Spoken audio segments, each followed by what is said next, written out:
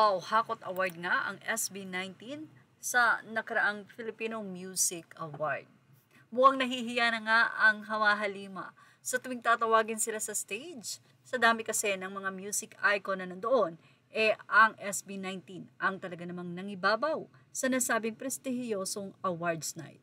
They've been proving themselves for years, not just to the world but to their own homeland. Tonight, SB19 received the recognition and respect they've long deserved. They were once questioned, now they've become the answer. SB19's journey reminds us that true artistry doesn't need validation. It creates its own. 6 awards, 6 testament of hard work, artistry, and passion. The industry is finally seeing what we've known all along. Anyway, unang-una nagpasalamat nga ang SB19 sa kanilang mga fans sa 18 na kung saan ay super talaga ang suporta sa kanila. And of course, ang lahat-lahat ng yan ay kanilang pinasalamatan sa nagbigay sa kanila ng talento. Walang iba kundi ang Panginoon. Si Stel ang nagsabi nga po o ang nagbigay ng pahayag ng pasasalamat sa nasabi nga pong mga award na kanilang tinanggap mula sa Filipino Music Award, People's Choice Artist, People's Choice Song, Pop Song of the Year, Tour of the Year, Concert of the Year. Ito'y dahil na rin sa solid support na natatanggap nila mula sa 18.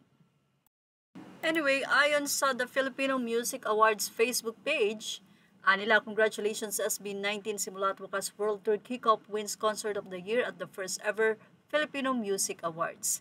Catch the official telecast on TV5 on the following dates. Kung gusto niyo pong mapanood, ang part 1 po ay October 25, 2025, 9:45 p.m. Sa TV5 po yan.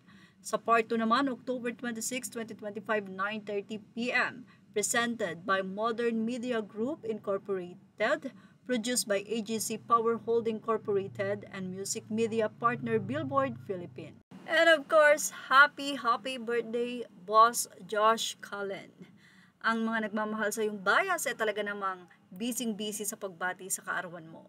Happy birthday, our charismatic king and our 1/5 AOG member Josh Cullen.